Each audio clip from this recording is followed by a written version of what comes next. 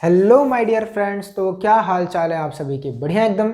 मैं आप सभी का स्वागत करता हूं फ्लूइड के लेक्चर नंबर 08 में, जहां पे हम लोग बात करने वाले हैं आज आर्किमिडीज प्रिंसिपल के बारे में। 80 है ना ये? 80 है ना। हम लोग आज बात करने वाले हैं आर्किमिडीज प्रिंसिपल के बारे में। तो चलिए शुरू करते हैं। देखो, आर्किमिडीज प्रिंसिपल क्या है, आपको इसकी जो डिफिनेशन वगैरह स्कूल्स में आती हैं तो वो आपके लिए मैंने पहले से लिख दी है कि अब इसे लिख के आप अपने एग्जाम में अगर पूछे तो अब उसे लिख के चले आओ। ठीक है। बाकी जो समझाने का ये डेरिवेशन जो है स्कूल्स में आता है। तो पहली बात तो अब जो आर्किमिडीज प्रिंसिपल में एक बायंट फोर्स का एप्लीकेशन आता है, तो आपको इसे स्कूल के डेरिवेशन के पॉइंट ऑफ व्यू से भी पढ़ना और समझना है। बाकी डेरिवेशन तो आपके कंपटीशन में तो नहीं आता है, पर हाँ कुछ एनालिसिस हम लोग करेंगे, कुछ सवाल करेंगे, वो जरूर आता है। तो कॉन्सेप्ट आप पकड़ के चलिएगा। आप देखो आर्किमिडीज प्रिंसिपल क्या कहता है। आर्किमिडीज एक साइंटिस्ट का आई थिंक नाम है ना, हाँ आर्किमिडीज है, मतलब आप बाऊ नहीं था। आर्किमिडीज एक साइंटिस्ट का नाम था, मेरे को डाउट आ गया कि आप बाऊ नहीं थे। हाँ, तो ए बॉडी वेदर कंप्लीटली और partially submerged in a liquid is buoyed upward with a force that is equal to the weight of displaced liquid. कह क्या रहा है, थोड़ा सा अच्छे शब्दों में हिंदी वाले समझाता हूं कि अगर आपने किसी भी एक लिक्विड को किसी भी एक बॉडी को किसी फ्लूइड में, और फ्लूइड बेसिकली हम यहाँ पे लिक्विड मान के चल रहे हैं, उसमें डाल दिया, तो आपने ये चीज फील किया होगा कि आपको वो जो बॉडी थी वो हल्की महसूस होती है। क्यों? क्योंकि जब भी आप किसी भी चीज को पानी में या किसी लिक्विड में डालते हो तो लिक्विड उसके ऊपर एक ऊपर की तरफ फोर्स लगाता है, जिसे हम लोग एफ अप बोलते हैं, या एफ अप थ्रस्ट बोलते हैं, या बायंट फोर्स बोल देते हैं। अब उस फोर्स की वजह से लिक्विड का देखो, अगर आप इसका देखो, यहाँ पे हमने एक बॉक्स बनाया हुआ है। अब देखो इसका वजन कुछ होगा तो इसका वेट जो है वो नीचे लग रहा होगा, एक फोर्स ऊपर की तरफ लगता है, एफ अप या एफ बायंट कुछ भी बोल दो।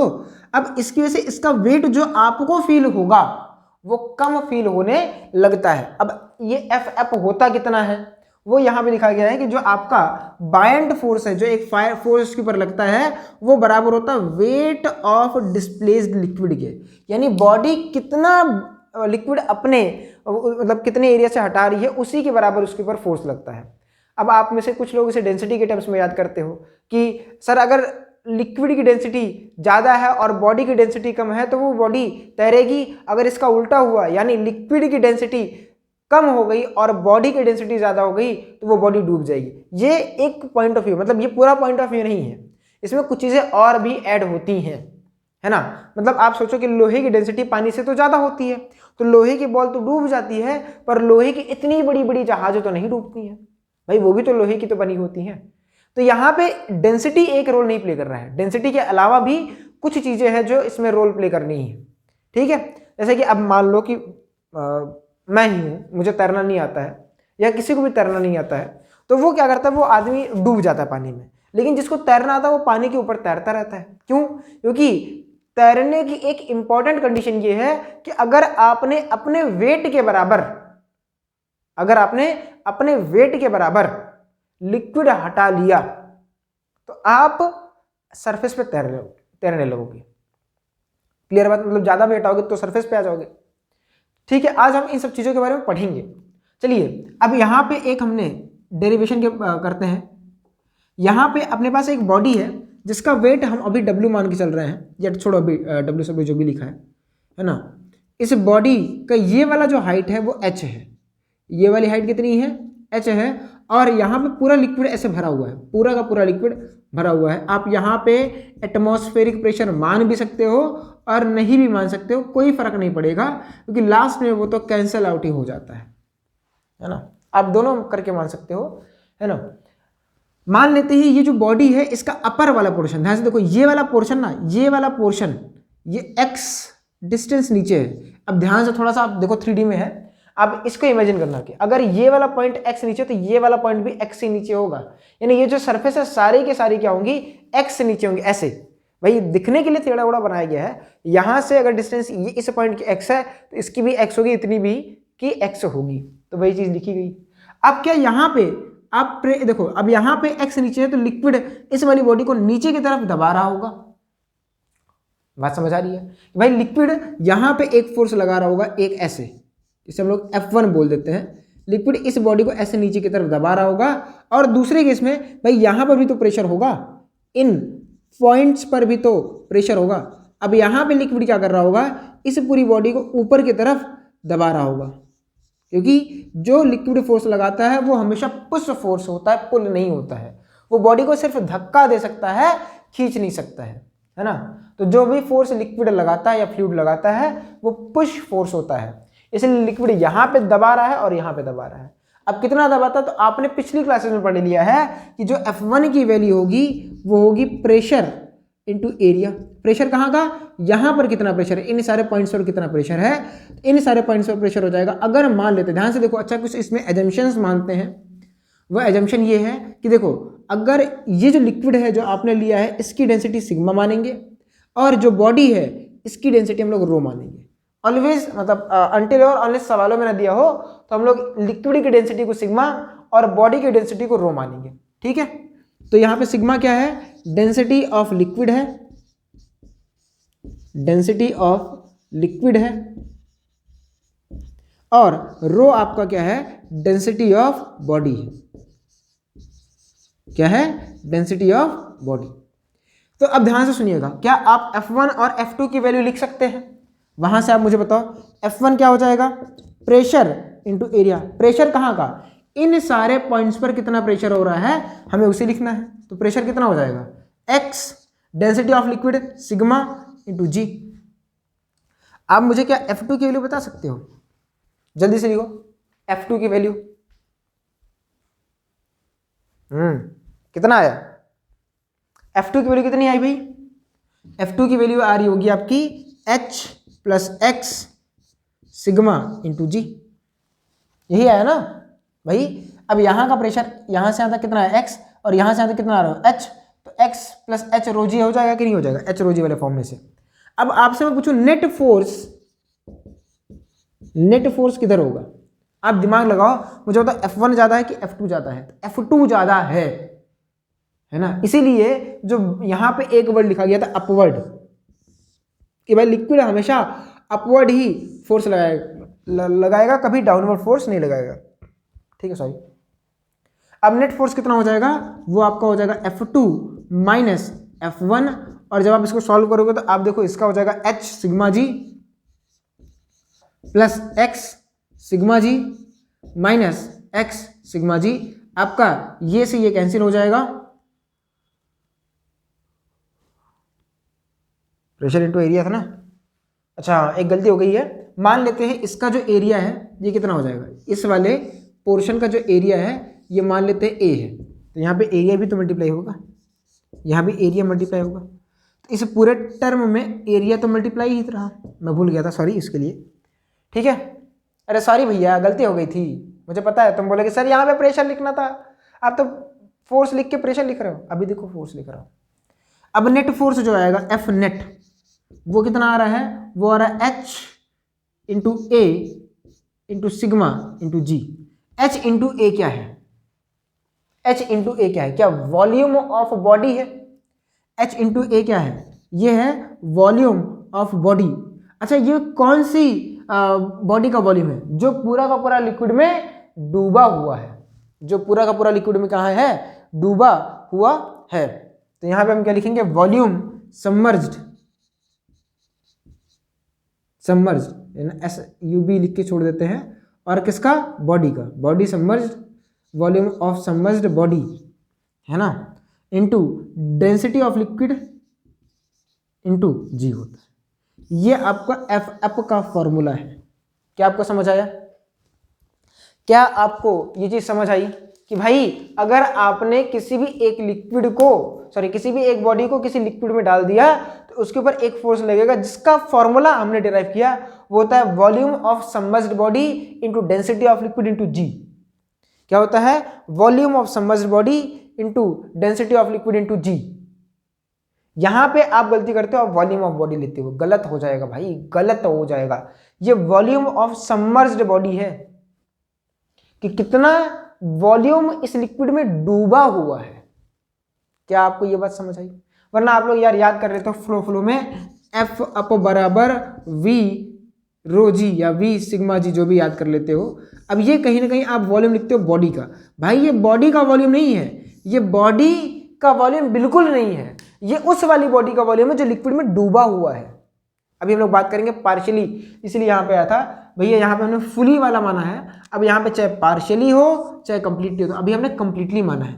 अब धीरे धीरे जब हम आगे बढ़ेंगे, यहाँ से एनालिसिस करके आपको इसीलिए बताया जा रहा है कि अगर पार्शियली डूबे रहेंगे तो आपको डूबे हुए पोर्शन का ही वॉल्यूम इस फॉर्मूले में लिखना हुआ। ठीक है, अब इसे नोट कर लें, फिर हम आगे बात करते हैं। नोट करें इसको।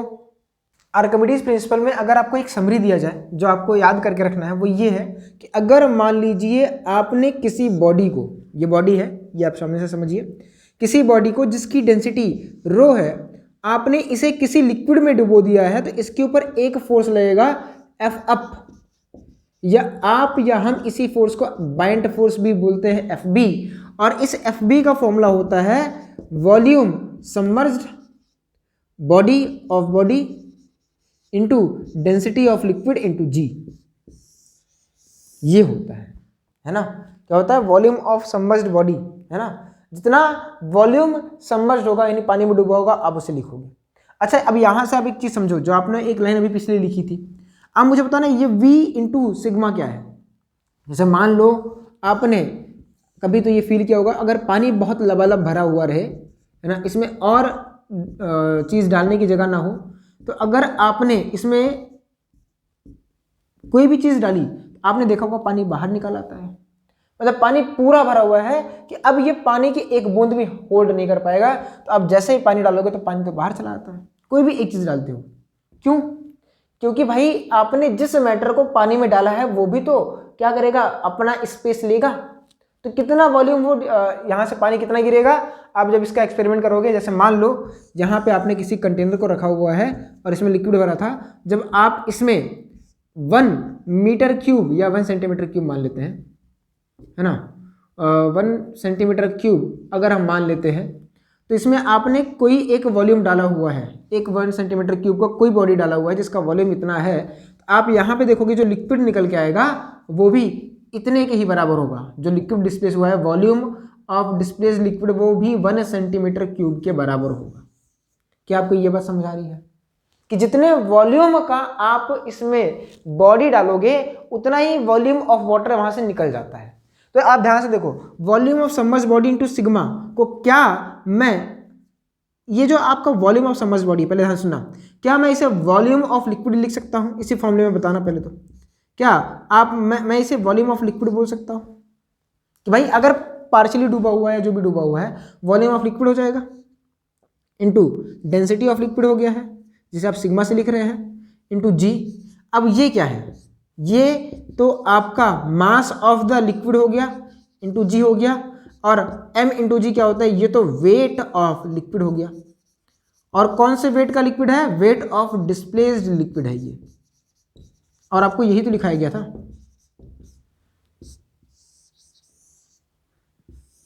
भूलिए, आपको यही तो बताया गया था कि जो बाइंड फोर्स लगेगा किसी बॉडी के ऊपर, वो इस बात पे डिपेंड करता है कि बॉडी कितना लिक्विड डिस्प्लेस कर रही है। अगर बॉडी ने लिक्विड डिस्प्लेस किया अपने वेट के बराबर, तो वो बॉडी डूब जाएगी। मतलब कुल मिला के कंडीशन ये है कि बॉडी अपने वेट के बराबर लिक्विड डिस्प्लेस करे, बॉडी अपने वेट के बराबर लिक्विड को डिस्प्लेस करे, तभी वो बॉडी तैर पाएगी। मतलब उससे ज़्यादा करना चाहिए थोड़ा बहुत, हम कंडीशन अभी आप पढ़ेंगे। ठीक, समझ आई बात? सर आपने फुल्ली तो बता दिया, मतलब कंप्लीटली तो बता दिया समझ। सर अगर पार्शियली समझ होगा तो रुको जरा, बता रहे हैं, नोट करिए इसको पहले। यहाँ पे कोई डाउट है क्या? यहाँ पर आपको कोई डाउट है? हमने आपको बताया कि अगर किसी बॉडी को आप लिक्विड में डालते हो तो उसके ऊपर एक फोर्स लगता है जो होता है volume of submerged body into sigma into G के बराबर। क्लियर? चलिए आप इसे नोट करिए। अब अगला हम लोग बात कर रहे हैं bind force on body if body is partially submerged. यानी अब हम बात करने वाले हैं कि अपने पास कोई एक बॉडी थी जो लिक्विड में पूरी तरीके से नहीं डूब रही है, उसका कुछ हिस्सा ऊपर रह जा रहा है, ऐसे ऊपर रह जा रहा है। कंडीशन वही है, हमने जो लिक्विड भरा है उसका डेंसिटी सिग्मा है, बॉडी की डेंसिटी रो है, और क्या, बस बाकी जो भी था, है ना। ये जो डिस्टेंस ये पानी में डूबा हुआ है इसे मान ले रहे हैं x है, और यहाँ से यहाँ तक की डेंसिटी को हम लोग मान रहे हैं L, स्क्वायर है, ये जो आपका बेस एरिया है एल स्क्वायर, ये क्यों हम मान रहे हैं क्यूब अपने पास है, हम क्या मान रहे हैं कि अपने पास क्या है, क्यूब है, क्यूब। तो हमें दो चीज़ें लिखनी है, क्या हमें क्या करना है, हमें दो चीज़ें लिखनी है। पहला तो इस बॉडी का वेट कितना होगा, वेट ऑफ बॉडी, सर वो तो mg होता है ना, आपको मास दिया है नहीं ना, तो आपको वेट ऑफ बॉडी लिखना है और दूसरा बायंट फोर्स लिखना है, दोनों चीजें आपको लिखनी है ना। वेट ऑफ बॉडी क्या होता है, m इंटू जी होता है, पर आपको मास के टर्म्स मास तो दिया ही नहीं, क्या तो आप क्या करोगे, density into volume of liquid लिखोगे, है ना।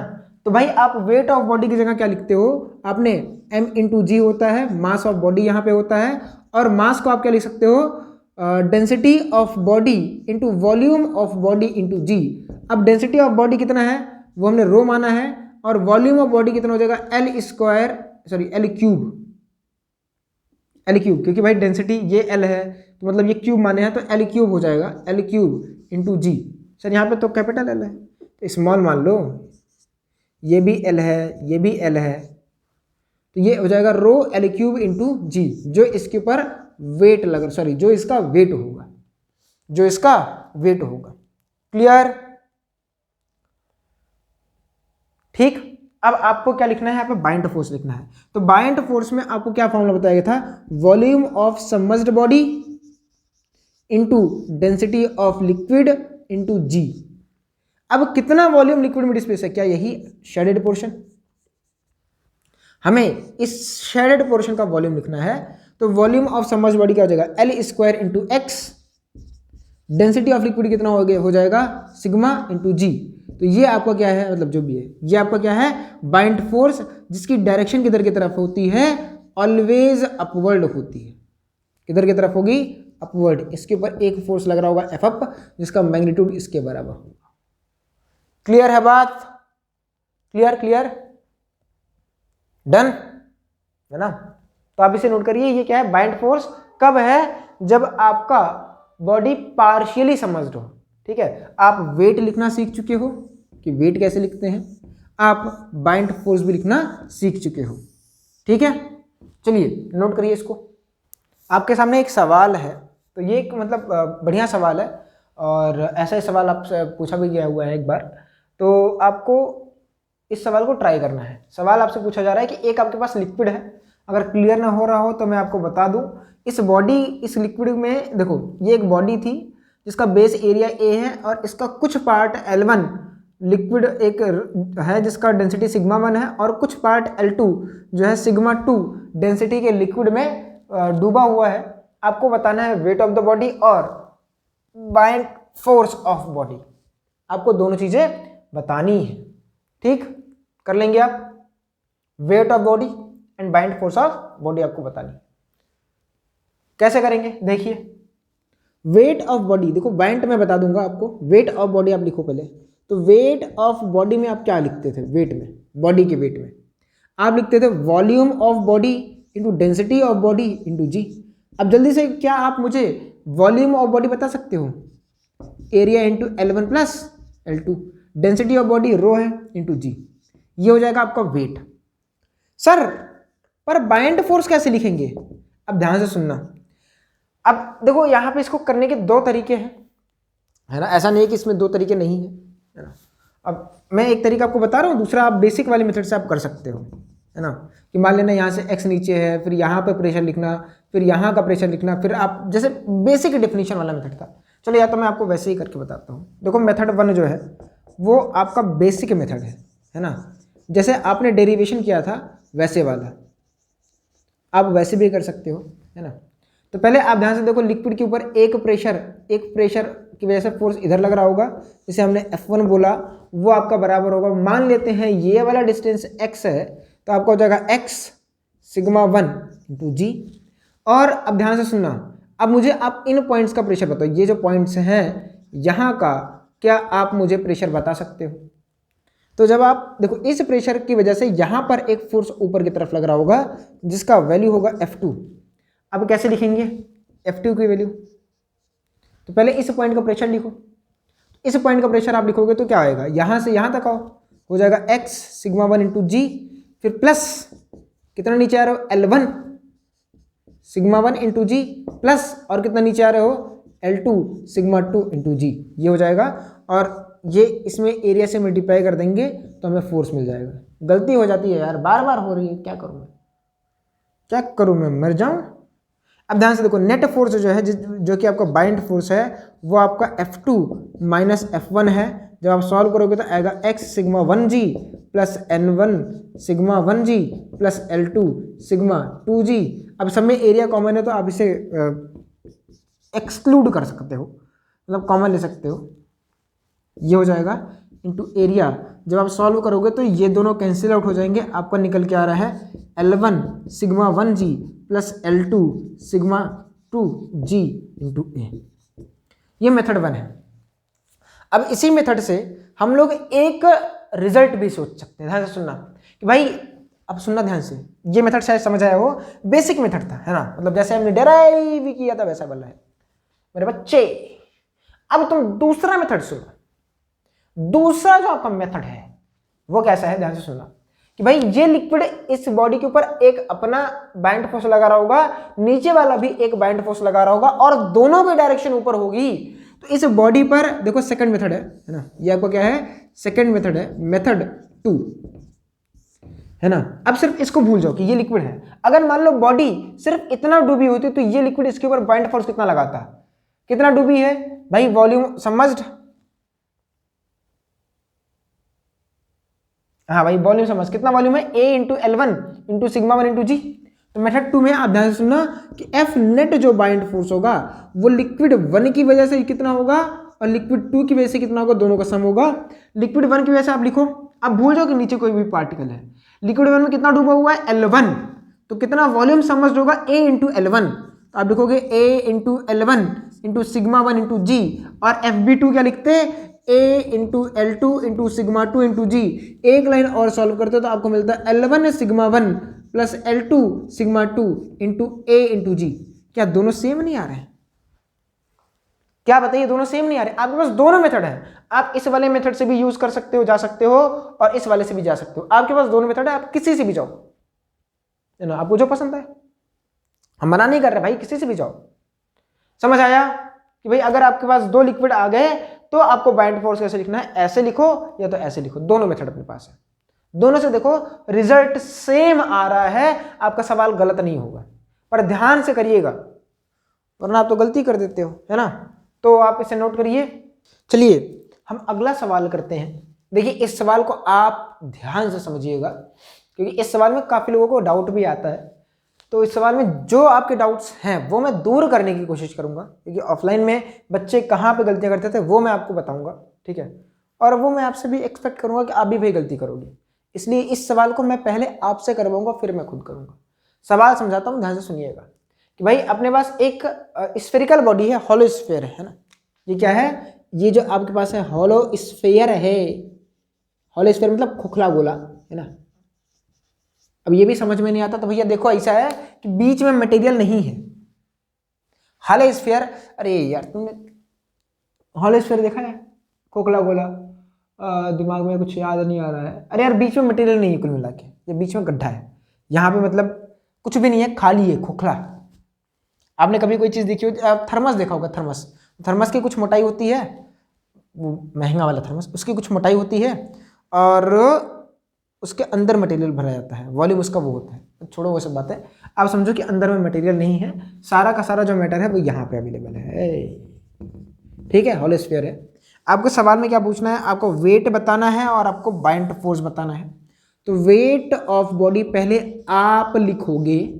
वेट ऑफ बॉडी क्या होता था, volume of body, submerge emerged नहीं था, है ना, वॉल्यूम ऑफ बॉडी था, टोटल वॉल्यूम ऑफ बॉडी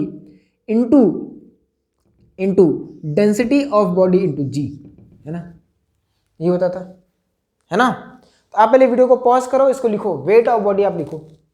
तो वेट ऑफ बॉडी क्या आता है, वॉल्यूम ऑफ बॉडी, जहां पे वॉल्यूम ऑफ बॉडी कितना है, देखो बीच में नहीं है भाई, बीच में खोखला है, तो वॉल्यूम ऑफ बॉडी कितना हो जाएगा, वो आपको हो जाएगा 4/3 पाई बी माइनस ए का क्यूब। डेंसिटी ऑफ बॉडी कितना है, रो है, रो इंटू जी हो जाएगा। क्लियर, क्या आपका आंसर मैच किया, ठीक। आंसर मैच कर दिया? गलत है। क्या है ये? गलत है। पहली बात तो लिखो भाई, ये वाला आंसर गलत है। सर गलत कैसे है? गलत है। पहली बात तो ये गलत है भाई। वॉल्यूम ऑफ बॉडी, जब आप फॉर्मूला लिखते हो density is equal to mass बटे वॉल्यूम, तो आप क्या बोलते हो? कितने वॉल्यूम में मास अवेलेबल है ना।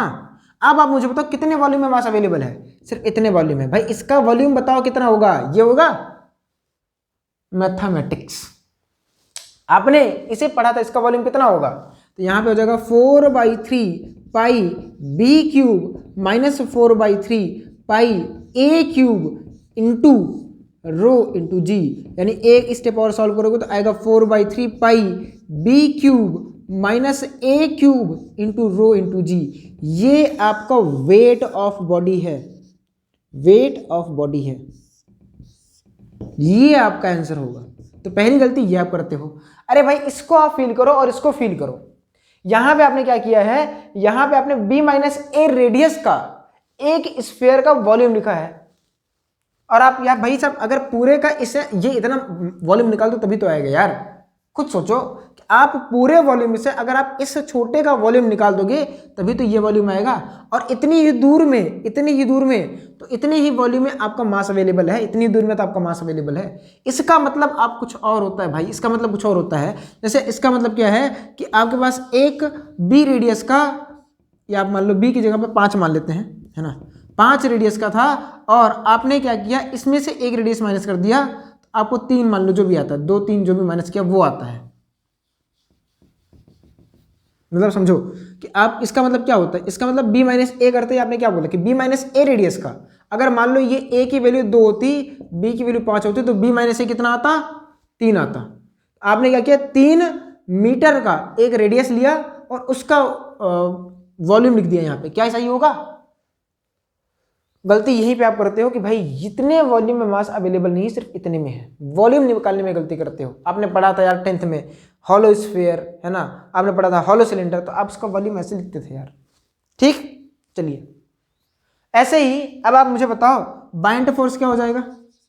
Bind force is equal to volume of submerged body into density of liquid into जी। तो F B is equal to हो जाएगा volume of body 4/3 pi B cube minus A cube into density of liquid sigma into जी। क्या आपका bind force ये आया?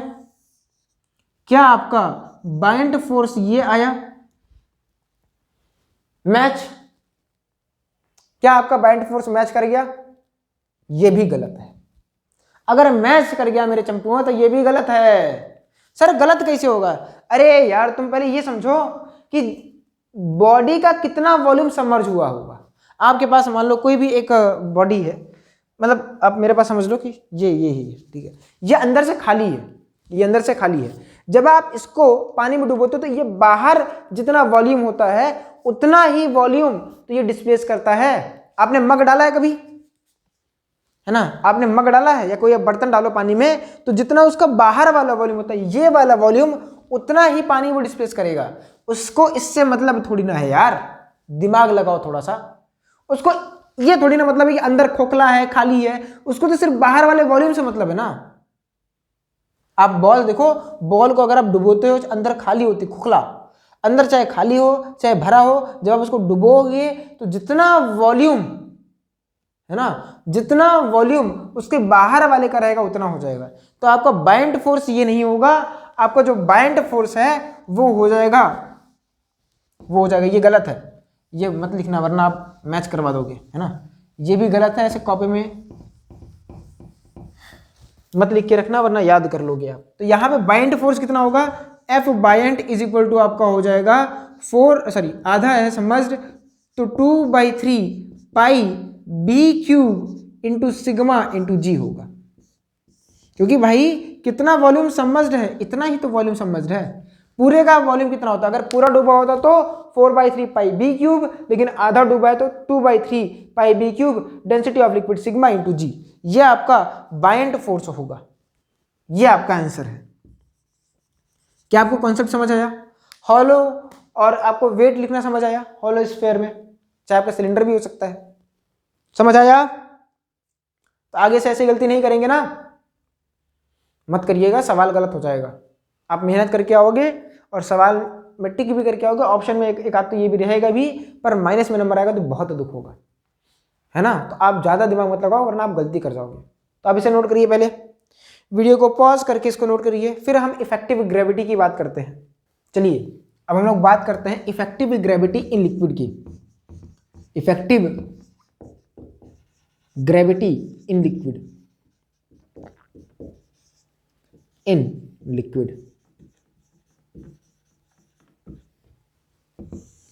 ठीक है।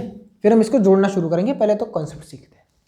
Effective gravity in liquid की अगर बात की जाए तो चलिए मानते हैं अपने पास एक कोई लिक्विड है जिसकी डेंसिटी जो है, जिसकी डेंसिटी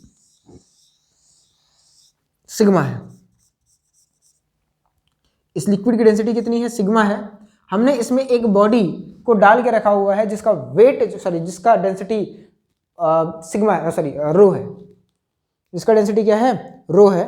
और हम ये मान के चलेंगे, चलो कुछ चीज़ें यहाँ पे मान के चलते हैं। रो क्या है? ये आपका डेंसिटी ऑफ बॉडी है। क्या है? डेंसिटी ऑफ बॉडी है। सिग्मा क्या है? सिग्मा आपका डेंसिटी ऑफ फ्लूइड है या लिक्विड बोल दो। यहाँ पे हम मान के चलेंगे V जो है वो वॉल्यूम ऑफ बॉडी है। क्या है? वॉल्यूम ऑफ बॉडी है। मान के चल रहे हैं कि इस जो बॉडी है, जो भी अपने पास स्फेरिकल बॉडी है, इसका जो वॉल्यूम होगा वो कितना है? V है। तो क्या आप यहाँ पे वेट लिख सकते हैं? Wait of body. क्या आप मेरे लिए यहाँ पे वेट ऑफ बॉडी लिख सकते हैं? क्या होता है? Volume of body into density of body into जी। तो वॉल्यूम ऑफ बॉडी हमने V माना है, डेंसिटी ऑफ बॉडी रो माना है इंटू जी। तो आपको जो वेट ऑफ बॉडी आएगा क्या? रो VG आएगा। अरे बोलिए भाई सॉरी। अगर मैं आपसे पूछूं क्या आप बाइंड फोर्स लिख सकते हो, तो आप बाइंड फोर्स क्या होता? Volume displaced. अब भाई आपकी बॉडी पूरी डूबी हुई है तो आप वॉल्यूम ऑफ बॉडी ही लिखोगे into density of liquid into जी, और जब सॉल्व करोगे तो V सिग्मा इंटू जी आएगा। क्या आपको ये बात समझ आई?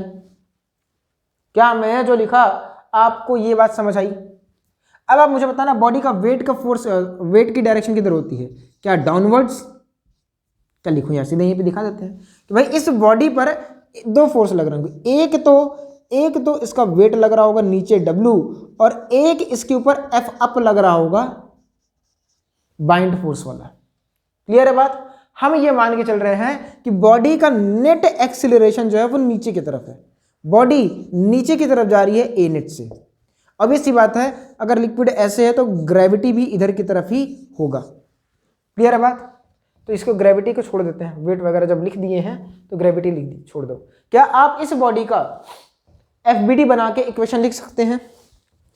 FBD तो बना दिया है, इक्वेशन लिखना है। तो अगर आप इस इक्वेशन को ध्यान से देखो NLM से कि भाई बॉडी के ऊपर जो नेट फोर्स है वो कितना है? W माइनस FF है ना। बॉडी के ऊपर आपने एक फॉर्मूला पढ़ा होगा न्यूटन सेकंड लॉ से, F net is equal to ma net, यही तो होता है।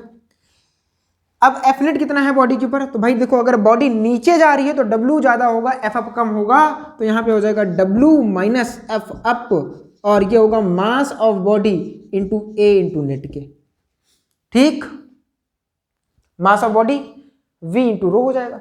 अब यहाँ पे लिखो W की value V rho into g, minus ये कितना हो जाएगा? V sigma into g. यहाँ पे आपका हो जाएगा V rho into A net, और जब आप इसे चेकआउट करोगे तो V से V कैंसिल, और कुछ नहीं कैंसिल हो रहा है। रो से आप इधर डिवाइड कर दो तो जो आपका A नेट निकल के आ रहा है वो आपका आ रहा है रो माइनस सिग्मा इंटू जी बटे रो। और अगर आप इसको एक स्टेप और सॉल्व करो तो आपको A नेट मिल रहा है 1 माइनस सिग्मा बटे रो इंटू जी, यानी इसी को हम लोग G इफेक्टिव बोलते हैं कि G की जगह पे आप इसे पुट कर सकते हो G इंटू 1 माइनस सिग्मा बटे रो। पहले आप इसे नोट करिए, फिर हम इसे आगे बात करते हैं। क्या आपको समझ आया? रिपीट करना है। देखिए क्या था, हमने एक कंडीशन मानी कि एक बॉडी है जिसका डेंसिटी कितना है? रो है। वो हमने एक लिक्विड में डाला है जिसकी डेंसिटी सिग्मा है और बॉडी का वॉल्यूम V है। तो अब आपने ये पढ़ तो लिया आर्किमिडीज प्रिंसिपल से कि भाई बॉडी के ऊपर एक फोर्स एफ लगेगा, पर बॉडी का वेट भी तो नीचे की तरफ लग रहा होगा। तो बॉडी का वेट नीचे लग रहा है और बॉडी पर एक फोर्स एफ ऊपर लग रहा है। हमने माना है, ध्यान से सुनो, हमने माना है कि बॉडी अपने नीचे जा रही है, ये हमने माना है। तो जब बॉडी नीचे जाएगी तो हमने बोला कि भाई इसकी तो इक्वेशन हमें लिखना आता है, तो हमने ये इक्वेशन लिखी और सॉल्व किया तो हमें ये वैल्यू मिली और इसी को हम जी इफेक्टिव बोलते हैं। क्लियर? तो आप इसे नोट करिए पहले, फिर हम आगे इसकी एनालिसिस करते हैं। आइए अब हम लोग उसकी थोड़ी सी एनालिसिस करते हैं। जो अभी हमने पढ़ा हम उसकी क्या करने वाले हैं, एनालिसिस करने वाले हैं। एक minute, give me some time.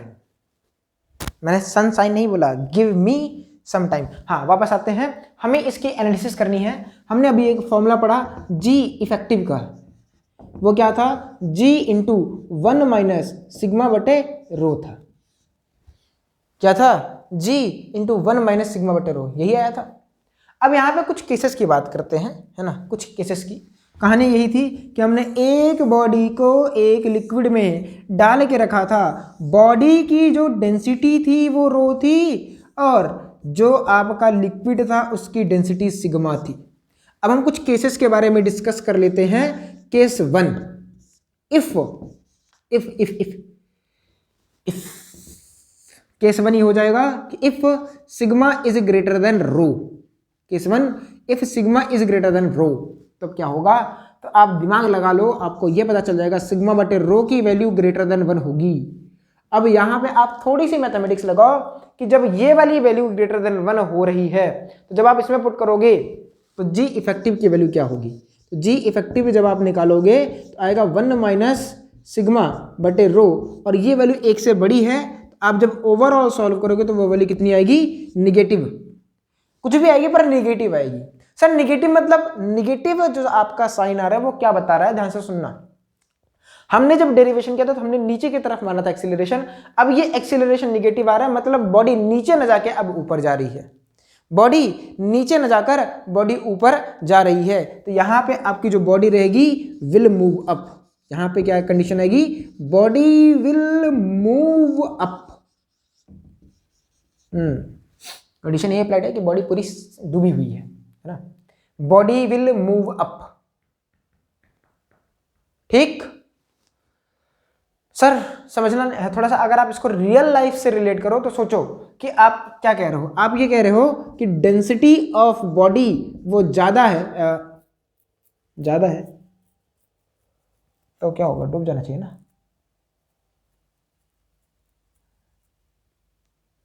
Density of body अगर ज्यादा हो गई तो ये वैल्यू 1 से ज्यादा आएगी और कम होनी चाहिए ना। मैं खुद ही कंफ्यूज हो गया।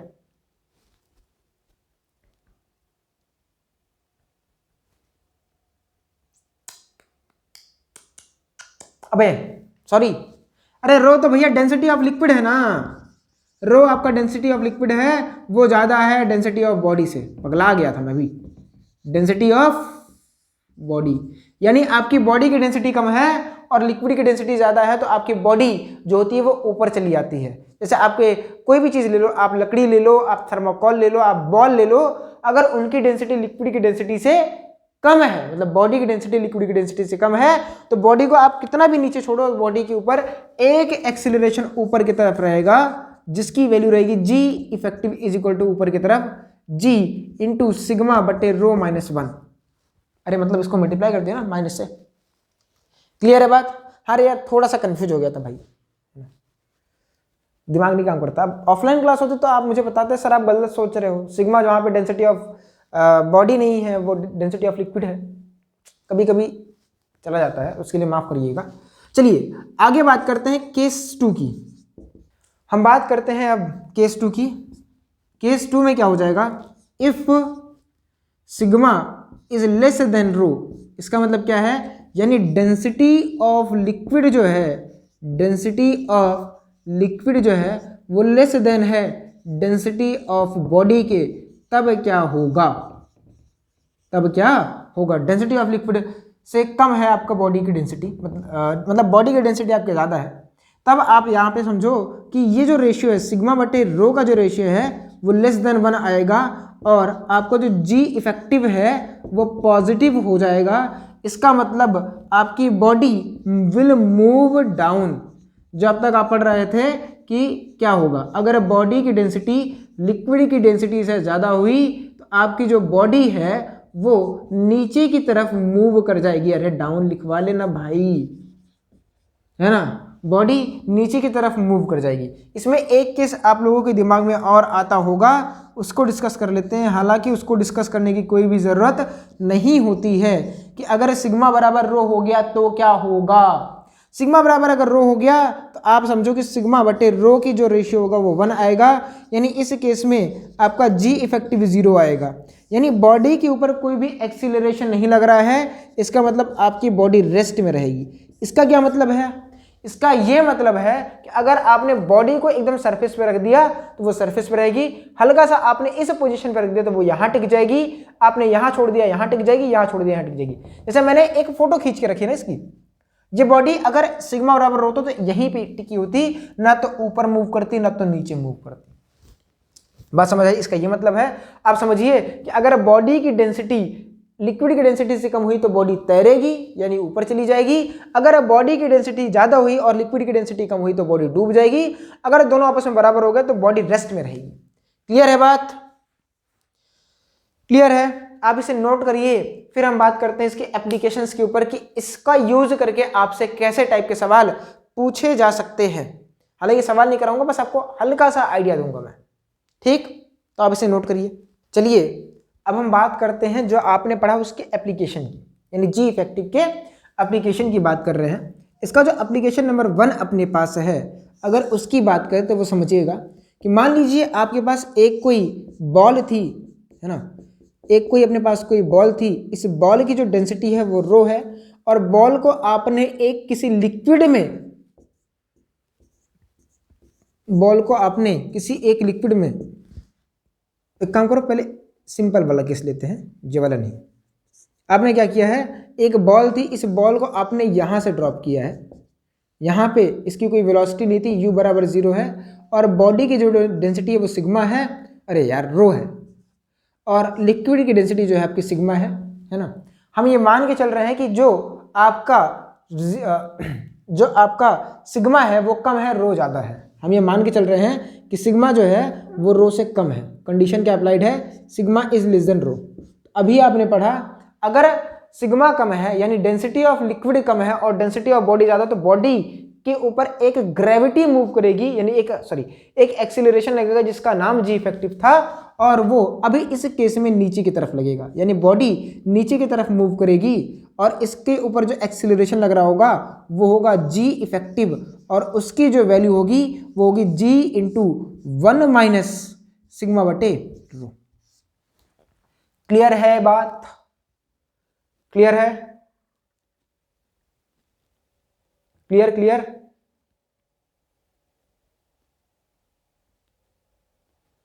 अगर हम मान लें सिग्मा की वैल्यू ज़्यादा है और डेंसिटी ऑफ बॉडी, हाँ मतलब बॉडी की डेंसिटी ज़्यादा तो बॉडी नीचे की तरफ मूव करेगी। यही बोला था मैंने कि शुरुआत में गलत बोल दिया था, मैं भूल गया यार, मतलब मैं थोड़ा कंफ्यूज हो गया हूँ। मतलब शुरुआत में क्या मैंने बोला था मुझे याद नहीं है, तो मैं दोबारा से रिपीट कर दे रहा हूँ। मैं ये कह रहा था कि बॉडी की डेंसिटी ज़्यादा है और लिक्विड की डेंसिटी कम है तो बॉडी नीचे की तरफ मूव करेगी। रीजन बिहाइंड दैट कि बॉडी के ऊपर जो नेट फोर्स लगेगा वो नीचे की तरफ रहेगा, तो बॉडी का नेट एक्सेलरेशन नीचे की तरफ आएगा जिसकी वैल्यू ये होगी। क्लियर है बात? अब यहाँ पे आपसे पूछा जा सकता है कि भैया बताओ पहले कि बॉडी किस रफ्तार से नीचे इस चीज़ को हिट करेगी। अगर लिक्विड जितना हाइट तक भरा था उसको आपको दे दिया जाए कि वो h है, वो कितना रहा, वो h रहा, तो आप क्या v बता सकते हो? तो ऑब्वियस सी बात है ये अब आपका काइनेमेटिक्स जुड़ चुका है, बस वो काइनेमेटिक्स फ्लूइड में है। तो आपने पढ़ा था एक बॉल को ड्रॉप कर रहे हो, नीचे की तरफ एक्सीलरेशन कांस्टेंट है, तो जो v आता था वो आता था अंडर रूट में 2gh, पर यहाँ पे 2 इंटू जी इफेक्टिव इंटू एच हो जाएगा, और जी इफेक्टिव की जगह पे आप ये वैल्यू पुट करोगे, जी इफेक्टिव की जगह पे आप ये वैल्यू पुट करोगे, then you will get the velocity 2 into g into 1 minus sigma बटे रो इंटू एच। ये आपके पार्टिकल की वेलोसिटी हो जाएगी। अच्छा ऑब्वियस सी बात है, जब आप बॉल को यहां से लेकर यहां तक ड्रॉप कर रहे हो तो यहां से यहां तक आने में कुछ टाइम भी लगेगा, तो आपसे टाइम भी पूछा जा सकता है। तो टाइम बराबर होता है, आपने फॉर्मूला पढ़ा था, √2h/g इफेक्टिव, यही तो होता था टाइम का फॉर्मूला। ऐसे तो निकालते थे भाई, यहाँ पे s बराबर ut + ½ लगाओगे कि नहीं लगाओगे, बॉडी का डेंसिटी कितना है, सॉरी डिस्प्लेसमेंट कितना है, h है, आप ये सॉल्व करोगे, then you will get the formula 2 times of h upon में g इंटू 1 - σ/ρ। मन करे तो आप एक स्टेप आगे इसको सॉल्व करके एक चीज और लिख सकते हो कि भैया 2h/g into sigma minus rho, sorry rho minus sigma into rho, ये हो जाएगा। ठीक, आप ये भी लिख सकते हो। मतलब आपका सब कुछ यहाँ पे मोशन अंडर ग्रेविटी यानी काइनेमेटिक्स इन 1D जुड़ रहा है, ठीक, पर यहाँ पे आपको जो कॉन्सेप्ट यूज हो रहा है वो जी इफेक्टिव का यानी फ्लूइड का यूज हो रहा है, यानी दोनों का आप मिक्स कर दे रहे हो। क्लियर है बात? क्लियर? ये एक इसका एप्लीकेशन हो गया। इसके दूसरे एप्लीकेशन की बात करते हैं, वो भी काफी मजेदार है, तो आप इसे नोट कर लीजिए। कर लिए थे ना, वीडियो पीछे करके नोट कर लेना। अब हम बात करते हैं इसके सेकंड एप्लीकेशन की, है ना। किसकी बात करते हैं? हम बात करते हैं इसके सेकंड एप्लीकेशन की, कि भाई अपने पास एक कोई बॉडी थी और जिसे लिक्विड था एक, जिसकी डेंसिटी सिग्मा थी, उसमें डाला गया था। लिक्विड की डेंसिटी कितना थी? सिग्मा थी, और बॉडी की डेंसिटी रो थी, डाला गया था। अब इस केस में ध्यान से सुनिएगा, हमने कंडीशन अप्लाई की है कि भाई बॉडी की डेंसिटी कम है, यानी सिग्मा की वैल्यू ज़्यादा है, सिग्मा की वैल्यू ज़्यादा है और रो की वैल्यू कम है। हमने ये कंडीशन अप्लाई किया हुआ है। हमने ये कंडीशन अप्लाई पहले से कर दिया है कि बॉडी की डेंसिटी कम है और लिक्विड की डेंसिटी ज़्यादा है। तो आपने अपने पिछले एनालिसिस में, यानी अभी तक आपने सीख ही लिया होगा कि जब बॉडी की डेंसिटी कम होती है और लिक्विड की डेंसिटी ज़्यादा होती है तो बॉडी मूव करती है ऊपर की तरफ। तो आप सबको पता है कि अब बॉडी को आपने यहाँ पे लाके पकड़ा है और छोड़ दोगे तो बॉडी ऊपर की तरफ मूव करेगी और ऐसे जाएगी। जब बॉडी यहाँ से निकलेगी, जब बॉडी यहाँ से निकलेगी तो इसके पास कुछ एक वेलोसिटी u होगी, जहाँ पे v होगी, जहाँ पे आपने इसे सिर्फ छोड़ा है। क्या आप इस v की वैल्यू बता सकते हो? भाई ये तो वही पुराना केस हो गया, बस हमने दुनिया को पलट दिया है। सोचो भाई, देखो ग्रेविटी, अब सेम वही तो लॉजिक लगेगा यार इसमें, बेफालतू आप क्यों इक्वेशन ऑफ मोशन लगाओगे? दिमाग लगा लो भाई, सेम ही केस था। इसमें बॉडी आप ऐसे छोड़ रहे थे, u बराबर 0 से, ग्रेविटी नीचे थी, बॉडी को आप यहाँ से छोड़ रहे हो तो वेलोसिटी कितना आ जाएगा? √2 times of g effective into h हो जाएगा। भाई सेम था, h हाइट तक भरा हुआ है, ठीक। अरे वेलोसिटी इतना आएगा। सर इस केस में g इफेक्टिव कितना होगा? इस केस में g इफेक्टिव हो जाएगा g इंटू आपका σ/ρ -1। कितना हो जाएगा? σ/ρ -1। क्लियर है बात? ठीक, आप ये लिख सकते हो। आपने आपसे ये भी पूछ सकता है कि भाई देखो, अब थोड़ा सा नॉर्मल और यूज कर लेते हैं एनालिसिस। v आप यहाँ से निकाल सकते हो कि भाई बॉडी की वेलोसिटी हो जाएगी √2 times of g effective into h। आप g इफेक्टिव की वैल्यू ये रख सकते हो यहाँ पे, ठीक। अब इस बार रख नहीं रहे हैं। अब आप खुद सोचो कि भाई जब बॉल को आप यहाँ से छोड़ोगे तो बॉल ऊपर की तरफ जाएगी, तो बॉल तो बाहर भी तो निकल आएगी और ऐसे पुच्छ से बाहर निकल के ऐसे भी तो चली जाएगी। तो बॉल एडिशनल कितना हाइट तक ऊपर गई, क्या आप ये भी बता सकते हो? भाई बॉडी कितना एडिशनल हाइट तक गई, क्या आप ये भी बता सकते हो? अब आपके पास तो नॉर्मल है ना कि आपने, अब यहाँ पे देखो, अब यहाँ पे तो आपका ये वाला केस बन गया ना मोशन अंडर ग्रेविटी का। एक बॉडी थी जिसे आपने u वेलोसिटी से ऊपर की तरफ फेंका हुआ था, तो बॉडी कितना मैक्सिमम हाइट तक जा रही थी? आपने h मैक्स पढ़ के रखा था, u²/2g। याद आया कुछ? बोलिए, क्या याद आया? बस अब इस u की जगह पे आपको v पुट करना है। तो जो आपकी बॉडी आफ्टर क्रॉसिंग, ध्यान से सुनना, आफ्टर क्रॉसिंग, रेलवे क्रॉसिंग नहीं है, मतलब इस लेवल को, लिक्विड को क्रॉस करने के बाद, आप सिर्फ दिमाग लगाना, अगर आफ्टर क्रॉसिंग क्या हो जाएगा, क्रॉस करने के बाद बॉडी के जो जी इफेक्टिव होगा वो तो जी हो जाएगा, क्योंकि अब बॉडी यहां पे मूव कर रही है ना यार। जब बॉडी यहां पे मूव करेगी तो यहां पर जी कितना होगा, सॉरी यहां पे एक्सेलरेशन कितना होगा, जी होगा। और अब यहां पे आप सॉल्व कर लो, कहानी यही है कि एक बॉल थी है ना। कहानी यही है कि एक बॉल थी जिसको आपने रफ्तार दिया है v की वैल्यू ये रही और एक्सेलरेशन नीचे की तरफ लग रहा है। आप बताओ बॉल अब कितना ऊपर तक जाएगी। आप इसे पढ़ के रखते थे, एडिशनल हाइट जो बॉडी ऊपर जा रही है, एडिशनल हाइट जो आपकी बॉडी और गेन कर रही है, यानी यहाँ की बात तो एडिशनल हाइट ही है, वो बराबर होता है u²/2g, यानी v²/2g करोगे और v बराबर ये रहा, तो v बराबर कहाँ गया, √2g। तो ये आप जब सॉल्व करोगे तो आएगा 2g effective into h/g। Clear है बात? क्या समझ आया? क्या आपको समझ आया? अच्छा 2 भूल गए? क्या आपको समझ आया? तो 2 से 2 कैंसिल भी कर देते हैं, तो आपका हो जाएगा g इफेक्टिव बटे g इंटू h। ये भी हो सकता है। कितने टाइम तक हवा में रहा, है ना। आप ये भी निकाल सकते हो टाइम ऑफ फ्लाइट, भाई यहां तक हवा में रहा तो आप टाइम ऑफ फ्लाइट भी निकाल सकते हो। टाइम ऑफ फ्लाइट TF बराबर आपका होता था 2u/g, तो यहाँ पे 2v/g आपका हो जाएगा 2√2g इफेक्टिव इंटू h/g। आप लोग में गलती कहाँ होती है पता है? आप यहां से जी इफेक्टिव रखते रखते रखते रखते यहां भी जी इफेक्टिव रखते हो, जी इफेक्टिव से जी इफेक्टिव कैंसिल आउट करते हो, आप कैंसिल आ जाता है, जो कि नहीं आना चाहिए, गलत हो जाता है ना। आप यहां पे ये गलती कर देते हो, फ्लो में आप गलती करके आते हो, पता रहता है पर आप ओशिट हो जाता है आपका। क्लियर है बात?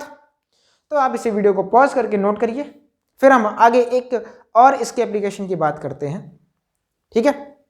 अब हम लोग तीसरे केस की बात करते हैं, जो कि आपका सिंपल पेंडुलम वाला केस है।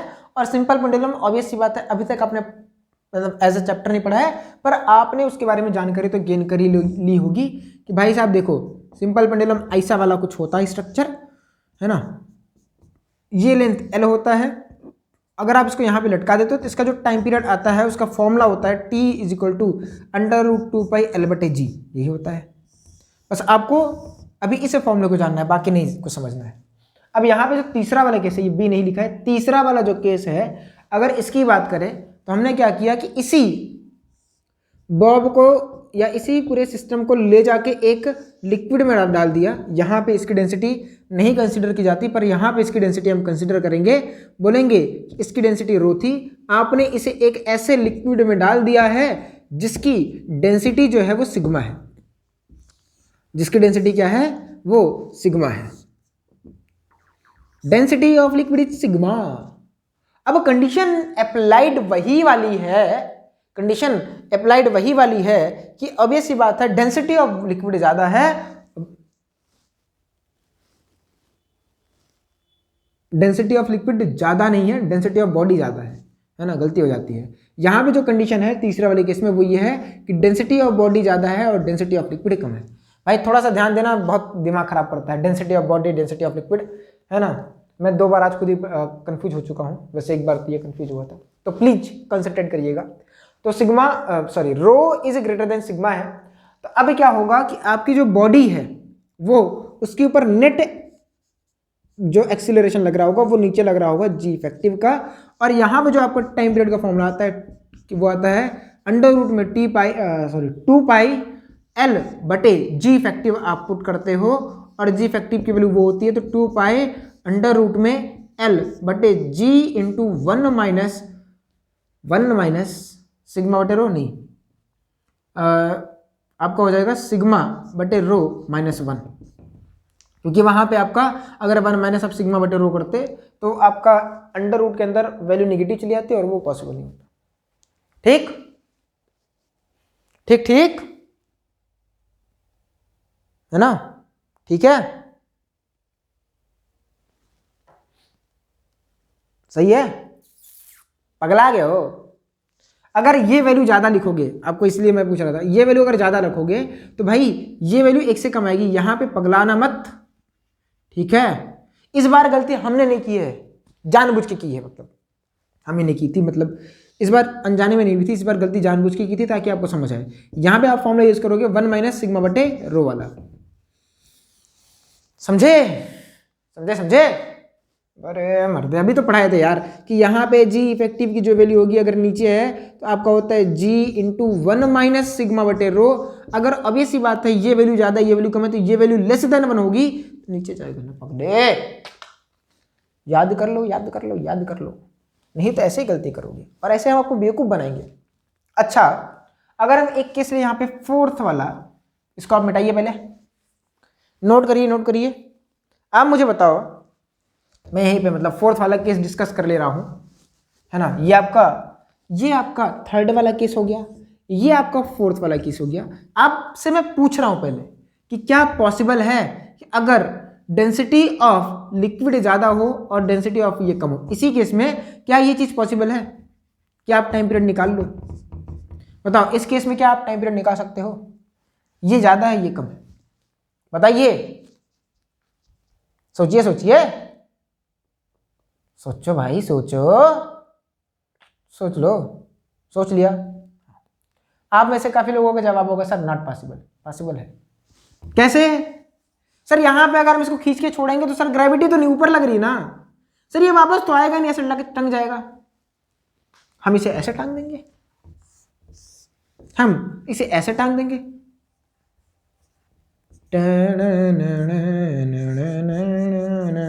ऐसे कर देंगे, बोलो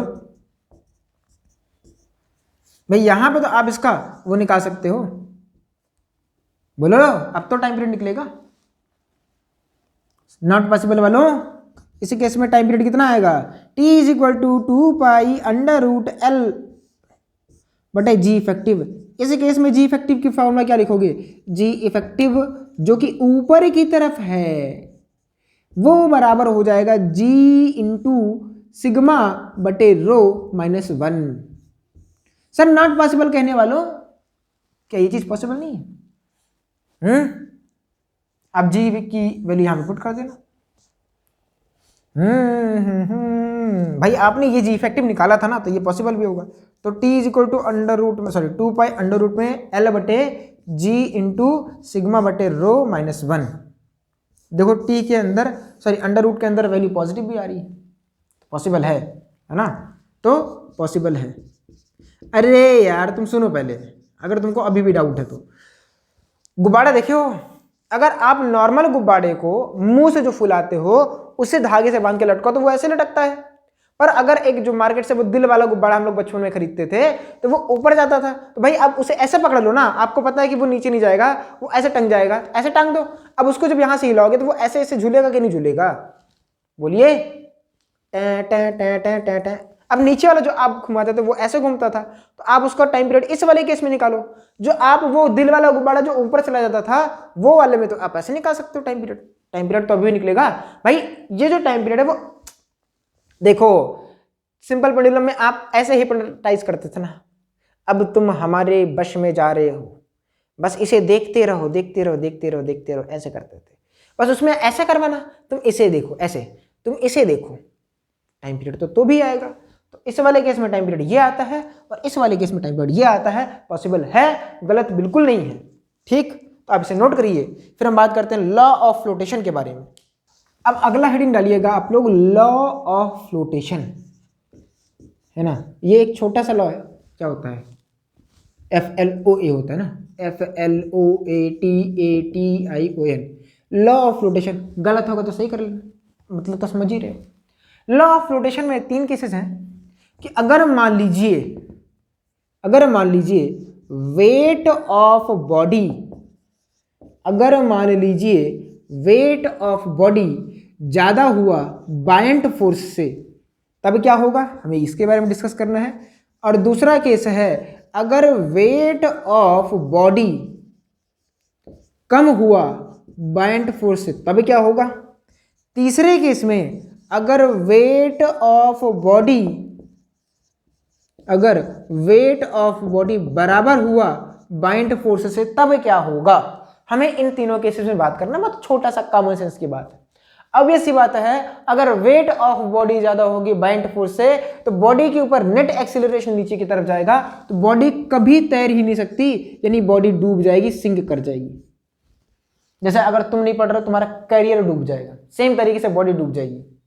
ठीक है, ये क्या था, ये तुम्हारी डिस्ट्रैक्शन है, ये पढ़ाई। अगर तुम्हारी पढ़ाई कम होगी, पढ़ाई कम होगी और डिस्ट्रैक्शन ज़्यादा होगा तो तुम्हारी करियर डूब जाएगा। अगला अगला अगला अगला अगला वेट ऑफ बॉडी। अगर वेट ऑफ बॉडी कम हुई और ये ज़्यादा हुई तो बॉडी भैया फ्लोट करेगी। और बॉडी फ्लोट कब करेगी, सरफेस पे आके करेगी, है ना। बॉडी कहाँ पे फ्लोट करेगी, सरफेस पे आकर करेगी, मतलब वो सरफेस पे ऊपर चली जाएगी। यानी अरे यार तुम कहीं भी छोड़ दोगे ना, बॉडी टुप से सरफेस पे चली जाएगी, तो वो सरफेस पर आकर फ्लोट करेगी। इस वाले केस में भी बॉडी फ्लोट करेगी, पर जहां पे छोड़ दोगे वहां पे बॉडी कहीं जाएगी नहीं, पहले समझ लो। मतलब आप फ्लोट बोल सकते हो, नहीं भी बोल सकते हो, है ना। फ्लोट भी कर सकते हो, डूब भी सकती है। क्यों, क्योंकि अगर आपने बराबर कर दिया है, ध्यान से समझना, कि अगर बॉडी को आपने यहां छोड़ दिया तो बॉडी यहीं पे रहेगी, बॉडी को आपने यहां छोड़ दिया तो बॉडी यहां भी रहेगी। अब वो डूब थोड़ी ना रही है, वो तो अपनी जगह पे रेस्ट है। तो आप इसे फ्लोट ना डाल के आप इसे रेस्ट में डाल दो कि वो रहेगी रेस्ट इन लिक्विड। पता नहीं अंग्रेजी सही है ना, जो भी है, मतलब समझो कि वो बॉडी, जैसे आपने इसे यहाँ पे छोड़ दिया तो बॉडी यहाँ पे रहेगी, वो कहीं नहीं जाएगी, चुपचाप बैठी रहेगी। मस्त। क्यों, एक्सीलरेशन जीरो है ना भाई, जी इफेक्टिव जीरो है। क्लियर है बात, क्लियर है। तो आप इसे नोट करिए। फिर हम बात करते हैं बॉडी फ्लोटिंग इन लिक्विड, एक बहुत ही इंपॉर्टेंट कॉन्सेप्ट की, जो आपके काफी सवालों को आसान करने वाला है। तो प्लीज आप इसे नोट करिए। अगला अपने पास है एक इंपॉर्टेंट कॉन्सेप्ट, आप मान के चलिएगा, एक रिजल्ट भी है। वो हम बात कर रहे हैं बॉडी, एक कंडीशन है, एक बॉडी है अपने पास जो लिक्विड में फ्लोट कर रही है, body floating in a liquid, हम ये मान के चल रहे हैं। और अगर फ्लोट कर रही है तो वो कैसे कर रही होगी, आप समझिए कि अगर बॉडी लिक्विड में फ्लोट कर रही है तो क्या होगा, बॉडी का कुछ हिस्सा लिक्विड में होगा और कुछ हिस्सा बाहर होगा। आपने रियल लाइफ सिनेरियो में ये चीज़ देखी होगी। अरे बोलो भाई, देखे हो कि नहीं देखे हो, है ना। अब ध्यान से समझिएगा, इस बॉडी की जो डेंसिटी है वो सिग्मा रो है और लिक्विड की डेंसिटी सिग्मा है। वही पुराना एजम्पशन अपने पास है, ठीक है। अब इसमें ध्यान से देखो, बॉडी का कुछ हिस्सा, जैसे ये वाला हिस्सा लिक्विड के अंदर है, हम इस वॉल्यूम को बोल रहे हैं वी इनसाइड, और ये वाला जो वॉल्यूम है ये बाहर है, तो इसे हम बोलेंगे वी आउटसाइड। क्योंकि बाहर आपको यही हिस्सा दिख रहा है तो पानी के अंदर है। सर हमें वो भी दिख रहा होता है, पानी बहुत गंदा है, बहुत गंदा है, तो हमें पानी के सरफेस के नीचे कुछ दिख ही नहीं रहा है, तब, है ना, मतलब इनसाइड है, तुम ये समझो, ठीक, कि भाई बॉडी इनसाइड है। अब मैं आपसे एक चीज पूछूं, क्या आप मुझे बता सकते हो टोटल वॉल्यूम ऑफ बॉडी कितना होगा? क्या आप मुझे ये बता सकते हो टोटल वॉल्यूम ऑफ बॉडी, जिसे हम वी टी करके बुलाएंगे, क्या वी आउट प्लस वी इन के बराबर होगा? अरे बोलो भाई, सही है। हमने बोला है कि बॉडी फ्लोट कर रही है, पहले समझना, बॉडी फ्लोट कर रही है का क्या मतलब, जब इस कंडीशन में आ गई होगी तो भाई ऑब्वियस सी बात है बॉडी रेस्ट में होगी। अगर बॉडी इज फ्लोटिंग मैंने बोल दिया है ना, अगर मैंने पहले ही बोल दिया है कि बॉडी इज फ्लोटिंग, अगर तैर रही है, आगे पीछे नहीं जा रही, बस तैर रही है, ऊपर है पानी के, तो इस केस में बॉडी रेस्ट में होगी। और अगर आप बॉडी का एफबीडी बनाओ तो बॉडी का एक फोर्स, बॉडी पे एक फोर्स नीचे लग रहा हो जो कि उसके वेट के बराबर होगा, और एक बाइंड फोर्स ऊपर लग रहा होगा एफ अप। यानी इस केस में आपके जो बॉडी का वेट है और एफ अप है दोनों बराबर होते हैं, ठीक। क्या आप मुझे यहां से W और एफ अप की वैल्यू बता सकते हो? बोलो भाई। तो W की वैल्यू हो जाएगी weight of body V rho into जी। क्या आप इस बात से सहमत हैं? Density of body into volume of body into g, वही आपका वेट होता था। एफ अब कितना होता था, कितना वॉल्यूम डूबा है, तो V I density of liquid sigma into जी, और ये दोनों बराबर होंगे। जब आप इसे सॉल्व करोगे तो जी से जी कैंसिल, अब तो कैंसिल नहीं हो रहा ना, मैं तो वी आई से कैंसिल कर रहा था, तो आपको मिल रहा है V into rho is equal to V I into sigma.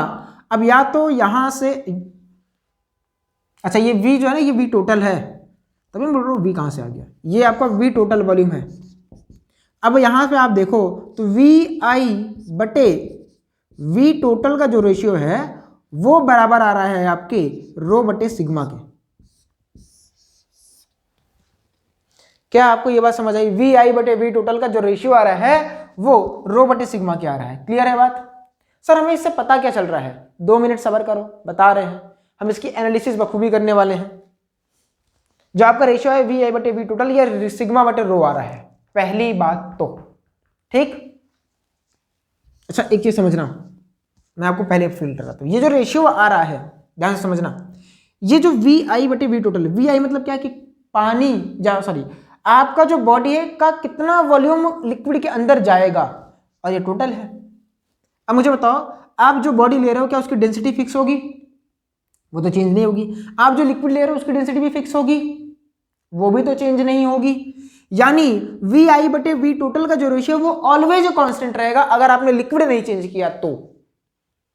फिर समझना, मैं ये कह रहा हूं कि भाई ये क्या है, कितना हिस्सा पानी के अंदर या फ्लूइड के अंदर जा रहा है, ये क्या है? टोटल वॉल्यूम है। ये क्या है? डेंसिटी ऑफ बॉडी है। ये क्या है? डेंसिटी ऑफ लिक्विड है। क्या आप मुझे बताओ, डेंसिटी ऑफ बॉडी और डेंसिटी ऑफ लिक्विड क्या कांस्टेंट होंगे? तो ये जो वैल्यू आ रही है क्या है? ये कांस्टेंट ही तो होगी। अब समझे? समझे? चलो अब एक काम करना, इसी इक्वेशन में आप एक काम करो, दोनों तरफ मैं इसमें 1 से इसे घटा दे रहा हूं, दोनों तरफ क्या कर दे रहा हूं, इसे 1 से घटा दे रहा हूं। आपको मिलेगा 1 माइनस वी आई बटे वी टोटल। क्यों? अरे रुक जा भाई, पता चलेगा। 1 माइनस रो बटे सिग्मा, ये करोगे तो जब आप इसे सॉल्व करोगे तो आपको मिलेगा we total minus we I बटे वी टोटल, और ये हो जाएगा सिग्मा माइनस रो बटे सिग्मा। वी टोटल में से वी इनसाइड घटाओगे तो क्या मिलेगा? अगर आप इसे टोटल वॉल्यूम में से अंदर वाला वॉल्यूम घटा दोगे तो आपको आउटसाइड वाला ही तो वॉल्यूम मिलेगा। तो वी आउटसाइड बटे वी टोटल वो बराबर होगा सिग्मा माइनस रो बटे सिग्मा के। अब फिर से आप यहां पे एनालिसिस कर सकते हो कि भाई कितना हिस्सा बाहर रहेगा और कितना हिस्सा टोटल रहेगा, उसका जो रेशियो वो भी कांस्टेंट आ रहा है। ये भी तो कांस्टेंट है, इसका रेशियो भी तो कांस्टेंट है। अब आप इसे इक्वेशन 1 मान लो, इसे इक्वेशन 2 मान लो, बड़े काम की चीज है वी आई बटे वी टी का रेशियो। आप इक्वेशन 1 से इक्वेशन 2 को डिवाइड कर दो, है ना? आप इक्वेशन 1 से इक्वेशन 2 को डिवाइड कर दो, तो जब आप करोगे तो वी आई बटे वी टोटल, हम क्या कर रहे हैं, हम इक्वेशन 1 को इक्वेशन 2 से डिवाइड कर रहे हैं। तो हमें क्या मिलेगा? What will be get? हमें मिलेगा वी इनसाइड बटे वी टोटल पूरे का वी आउटसाइड बटे वी टोटल। क्या ऐसा कुछ मिलेगा? यही मिलेगा ना। इज इक्वल टू रो बटे सिग्मा माइनस रो बटे सिग्मा। ठीक, अब यहां पे देखो कैंसिल आउट हो रहा है, वी टी से वी टी कैंसिल, सिग्मा से सिग्मा कैंसिल, और जब आप इसे सॉल्व करोगे तो आपको मिलेगा वी आई बटे V O is equal to rho बटे सिग्मा माइनस रो। क्या यही मिल रहा है? क्या आपको यही मिल रहा है?